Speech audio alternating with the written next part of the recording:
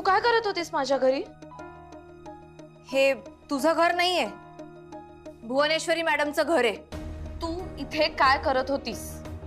माझं काम होतं. कुणाकडे? भुवनेश्वरी मॅडमकडे.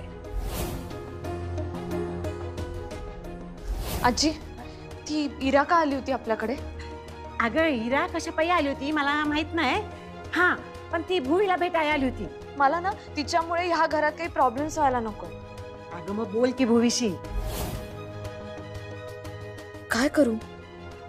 आजी म्हटल्या तसं भुवनेश्वरी मॅडमशी बोलू का मी?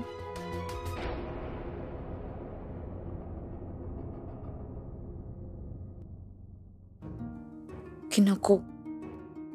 परत मॅडम कशा रिॲक्ट करतील माहित नाही. आधी अधिपतींशी बोलू का? त्यांच्याशी बोलते.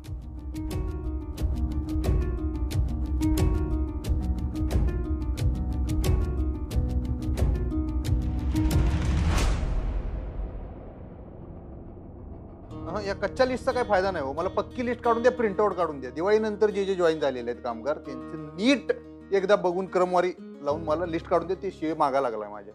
चला तुम्ही बोलू नका, चला कामाला लागा.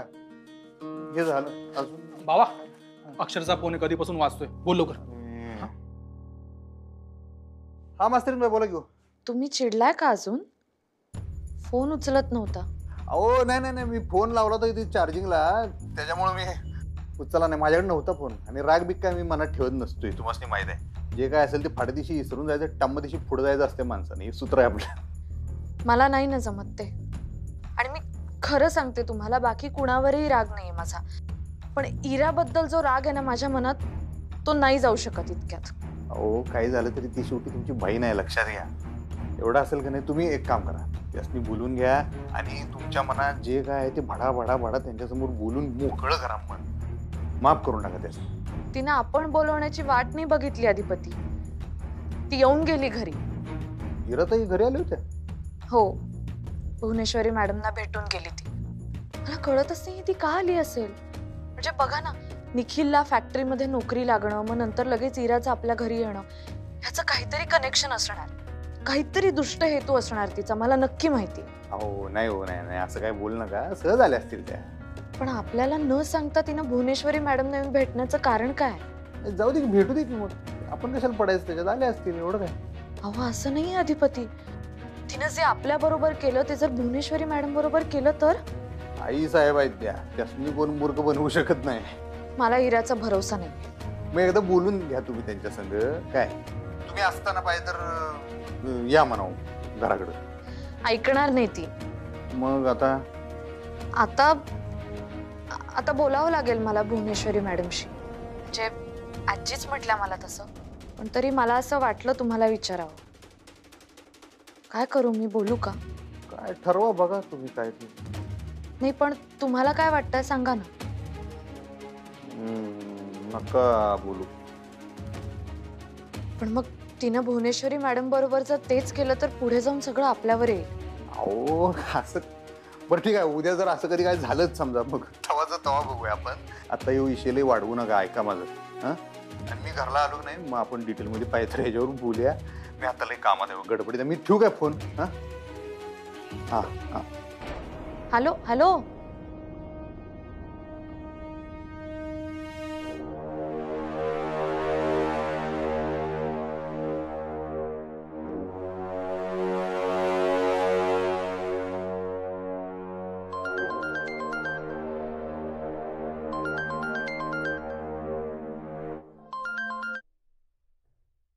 हा, हे बोल, काय झालं? अगं ही इरा खूप वेड्यासारखंच वागतेय ग. काय झालं आता? काय केलं तिने? अगं नोटांचं बंडल घेऊन आलीये घरी.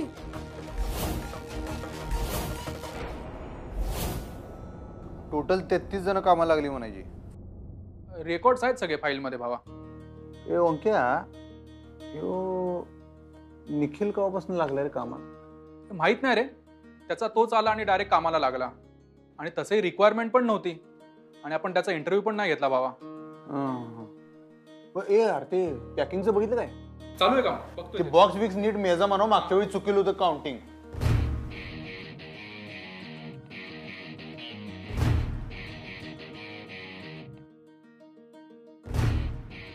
ऐक, तो निखिल तिथं असेल तर जरा पाठवून दे. निखिल निखिल हं.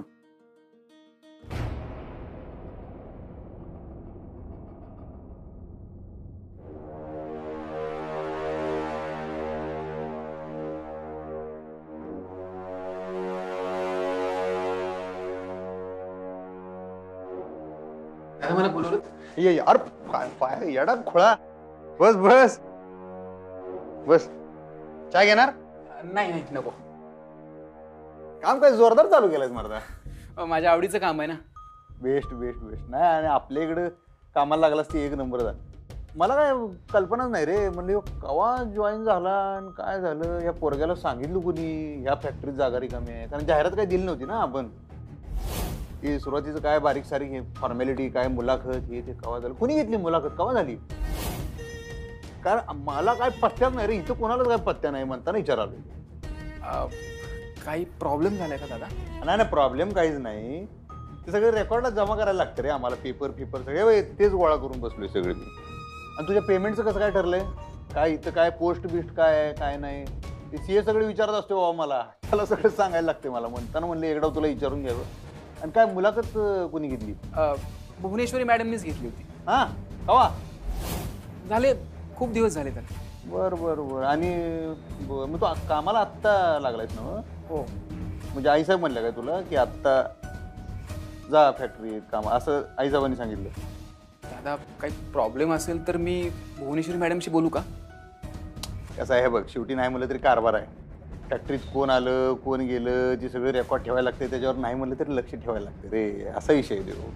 शेवटी आईसाहेबांनी तुझं डन केलंय म्हणल्यावर त्यांचा त्याच्यामागे काहीतरी विचार असणार. तू त्याचा लोड घेऊ नको. तू कर, काम कर बिंदास. हां, आणि तुझं ते हे जमा कर सगळं बाबा, कागदपत्र हे ते काय शाळेचं तुमचं दाखले काय जे काय असेल ते हां जमा कर. ते ऑफिसवाले सगळे मागतात ना, त्यांना ती सिस्टीमला सगळं फीड करायला लागते. हो देतो. उद्या आणून देतो. मी येऊ, काम आहे. करा, काम करा.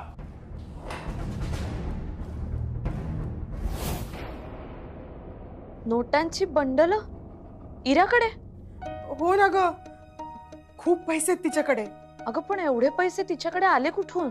काय माहिती, मलाही काही कळतच नाहीये. बरं, हिला विचारलं ना तर काय सांगते माहितीये, लॉटरी लागली म्हणून. लॉटरी लागली? अक्षू, मला भीती वाटायला लागलीये ग. त्या मुलीचं काय चाललंय कोणाच ठाऊक. पूर्वी अशी वागत नव्हती का? हा निखिल जेव्हापासून हिच्या आयुष्यात आलाय ना तेव्हापासूनच ही अशी वागते. सगळं त्याच्या डोक्याने ऐकत असते. आता हिचे काही पैसे आलेत ना, हे पण त्या निखिल कडूनच आले असतील बघ तू. अक्षय, मला खूप काळजी वाटतेय ग या मुलीची. तू बोल ना ग एकदा तिच्याशी. या मुलीचं नेमकं काय चाललंय ना काही कळतच नाहीये ग. हाताबाहेर गेलीये कार्टी.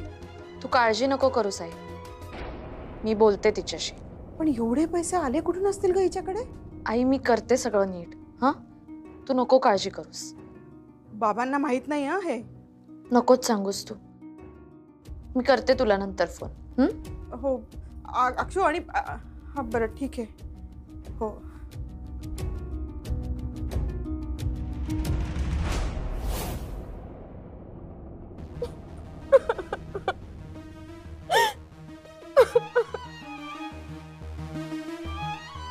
नाही अगं, आता लई दिवस झाले की ग. बोलू की पोरीला परत. अगं चंचीला का नाही तिच्या वागण्याचा पश्चाताप होतोय. पोरगी एकटीच आहे ग तिकडं. माझा जीव लागना ग ताई. आईचं मन आहे, झोप लागत नाही ग मला. अन्न घशा खाली उतरत नाही बघ. मन मन करे असं बिनबिनतंय. ताई, माझं घरी तिच्याशिवाय इथं जीव जीव लागना ग. मला गमना इथं. असं म्हणतेस? मग असं कर, जा तू तिच्याकडं. आई आहेस तू, समजू शकतोय आम्ही. लेकराशिवाय जीव लागणार नाही. हा, जा तिच्याकडे जा. आणि तिचं लग्न बिग्न ठरलं की बोलूया मस्ती.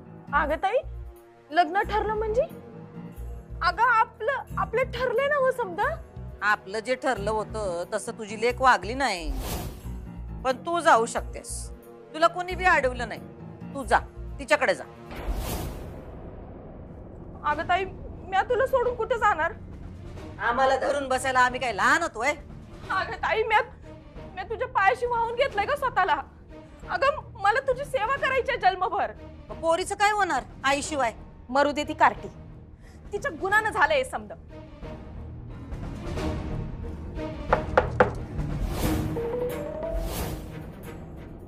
हे असं खटखट करत जाऊ नकासा. दार उघडाय ना व, या की. मला वाटलं तुम्ही बोलताय म्हणून नॉक केलं. आम्ही बोलत असलो तर सांगू तुम्हासनी जावा म्हणून. नंतर येऊ का मी? नग दुर्गे, हा ताई. तुझा चहा आण आमच्यासाठी. तुम्ही चहा घेणार का? नाही नको. मी तुमच्यासाठी आणू का चहा? आता आम्ही दुर्गीला सांगितलंय ना व, आणल ती. दुर्गे, काय मुहूर्त बघतेस का पायगडे हवेत?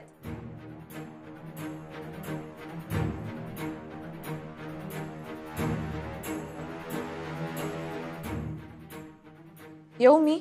लग्न करून आलात की तुम्ही या घरात? ऐक, जेवणाच्या सुट्टीत सगळ्या कामगारांनी बोलवून घे. काय रोजानं जेवढे आहेत ना त्यांचं पेमेंट आज उरकून घेऊ. ते मंथलीवाल्यांचं पण आज उरकूनच घेऊया पेमेंट. पाव्याला फोन लाव रे. तुझी काय दिवाळीची सुट्टी संपत्या का नाही बाबा म्हणावं, ये आता. ठीक आहे, मी बोलवतो सगळ्यांना. हा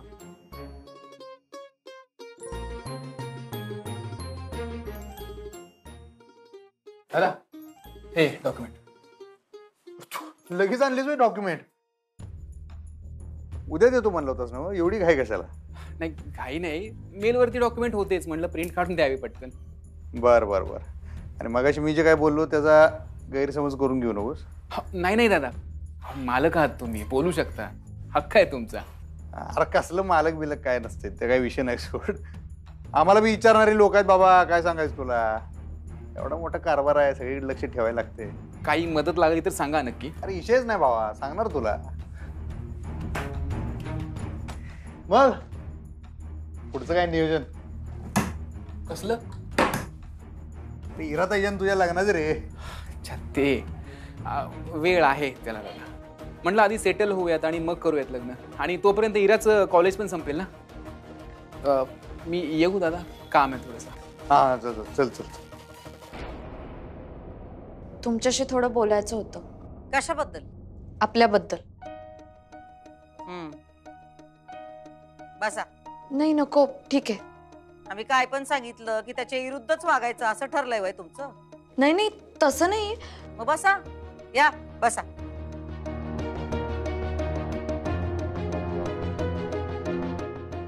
बोला, आधी सांगा, देवदर्शन झालं का नीट? हो मग काय प्रसाद वगैरे आणलाय ना? हो. हा नाही, असू दे असू दे, ठेवा, नंतर घेतो आम्ही, राहू दे.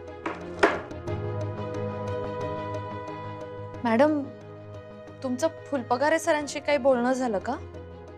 हे बोलायचं होतं तुम्हाला आमच्याशी? नाही म्हणजे काय? आता काही विषय नको काढायला. मॅडमना चुकून जरी कळलं की मी आणि सर भेटलो होतो तर मॅडम सरांना पण नोकरीवरून काढतील. हो सुनबाई, हा कुठं हरवलात तुम्ही? काय विचारतोय आम्ही? नाही, या फुलपगाराच्या विषय मध्येच काय काढलं तुम्ही? हा मी सहजच काढला मॅडम विषय, आणि मला त्यांच्याबद्दल बोलायचंच नव्हतं. मग कुणाबद्दल? इरा.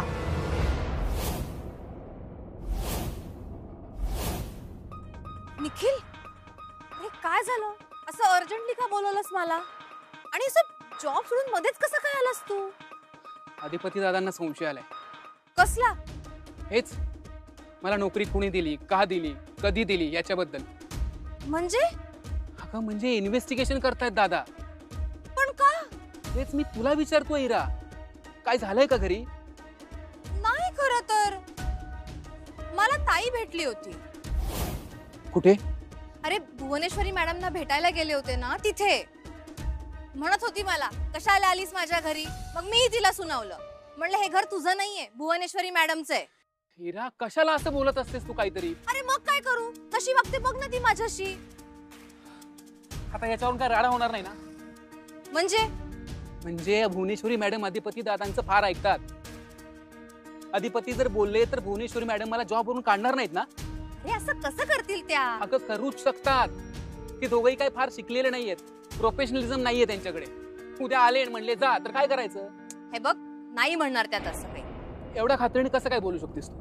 अरे मी म्हणाले ना, मी त्यांना भेटायला गेले होते. त्या खूप चांगलं बोलल्या माझ्याशी.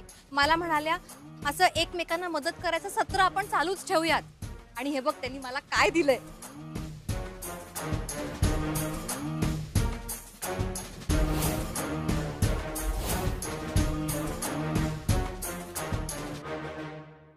मॅडम, इरा आली होती का इकडे? हिराबाई, हा, इरा मला दिसली. आता तुम्हाला दिसली म्हणजे आलीच असणार ना व? आम्हाच नाही काय विचारताय?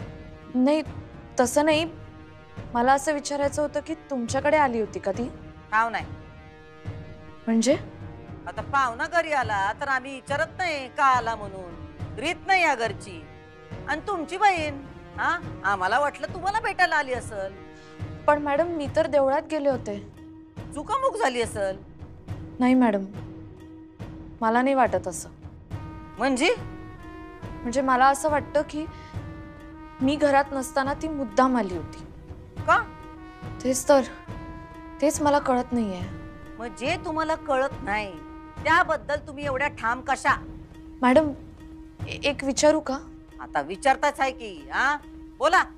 तिचं तुमच्याकडे काही काम होतं का? नाही, तिचं काय काम असणार आमच्याकडं. दिवाळीत भेटायला जमलं नाही म्हणून दिवाळीच्या शुभेच्छा द्यायला आली होती. मॅडम, ती जेव्हा घरी गेली तेव्हा तिच्याकडे खूप पैसे होते.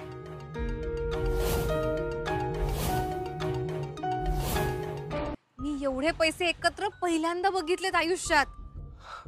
मी सुद्धा एवढे पैसे पहिल्यांदाच बघतोय. मॅडम, मी एवढे पैसे दिले? हो, आणि मॅडम हेही म्हणाल्यात की अजून मदत करायची असेल तर 5-10 लाख रुपये सुद्धा देतील आपल्याला. काय? 5-10 लाख? तुला सांगू, मला हे सगळं बघून आणि ऐकून चक्करच येत होती तिकडे. हो, बरोबर आहे. ताईला माहित नाहीये ना मॅडमनी पैसे दिलेले? नाही, ती मला खोदून खोदून विचारायचा प्रयत्न करत होती, पण मी तिला काहीच कळू दिलं नाही पैशांबद्दल. हे बरं केलंस तू. बरं, अजून काय बोलली ताई? तिला खूप इंटरेस्ट होता जाणून घेण्यात की मी तिकडे का आले होते. मग मी पण तिला म्हणाले, मला कशाला विचारतेस, जा मॅडमना जाऊन विचार. मग काही बोलली नाही. मग विचारलं असेल का मॅडमला तिने? अरे विचारू दे रे तिला. मला वाटत नाही भुवनेश्वरी मॅडम तिला काही सरळ उत्तरं देतील. आणि तसंही आपण भुवनेश्वरी मॅडमचं खूप मोठं काम केलंय. मला नाही वाटत ते आपल्याला वाऱ्यावर सोडतील. आणि तू हे बघ, अजिबात टेन्शन घेऊ नकोस. पण तू एक काम कर, तू भुवनेश्वरी मॅडमना आज कॉल कर आणि त्यांना सगळं सांग की अधिपती जिजू तुला असं काय काय विचारतायत ते. हे बघ, त्यांचं ते बघून घेतील काय करायचं ते. आणि तसंही आपल्याकडे लपवण्यासारखं काहीच नाहीये. आणि तसंही ताईला खोटी प्रेग्नन्सी बद्दल कळलंच आहे ना, मग कशाला टेन्शन घ्यायचं आपण. एक मिनिट. हॅलो, हा ओंकार सर. हो, मी इथेच आलो होतो. हो, येतो लगेच येतो. हो, आलो. फॅक्टरीमधून फोन होतो, जावं लागेल. पार्टी करूयात ना आता? उद्या करूयात ना इरा. बर, मग पैसे देऊ का तुला आता? अगं, फॅक्टरीमध्ये कुठे घेऊन जाऊ ते पैसे? ते तुझ्याकडेच ठेव आता. बर, ठीक आहे. पण आठवणीने मॅडमना आज फोन कर, विसरू नकोस. हो, करतो. निघू? हो, चल, बाय. नीट जा. हो. बाय.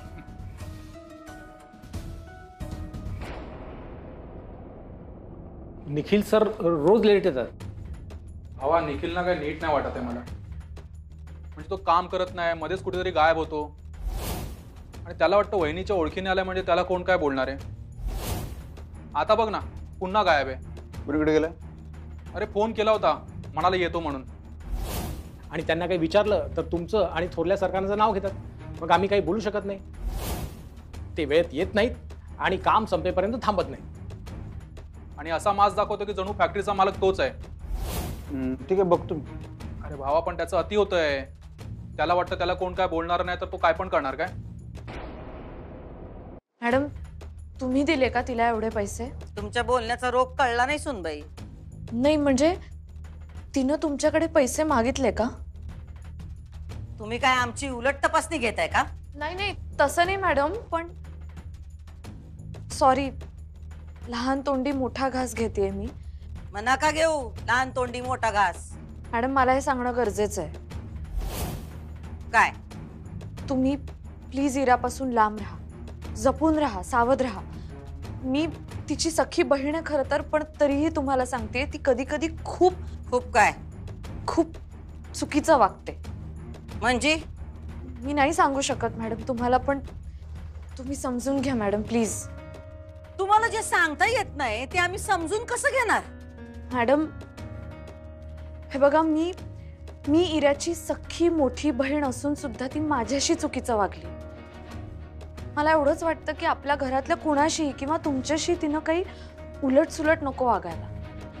तिला समज नाहीये मॅडम, खूप इमॅच्युअर आहे ती. आणि जर ती तुमच्याशी काही उलटसुलट वागली, तुम्हाला काही चुकीचं बोलली, तर मग पुन्हा आपल्यात तेढ निर्माण होईल. म्हणून मी सांगते, मी हात जोडून सांगते, ती वाईट मुलगी नाहीये मॅडम. पण तुम्ही जर तिच्यापासून अंतर ठेवलत ना, तर ती घरातल्या कुणाशीही वाईट वागू शकणार नाही. प्लीज. हो, स्वतःच्या बहिणीबद्दल बोलताय तुम्ही, काहीच कसं वाटत नाही तुम्हाला? मॅडम ती माझी सख्खी बहीण असून सुद्धा माझ्याशी चुकीचं वागू शकते, वागलीये.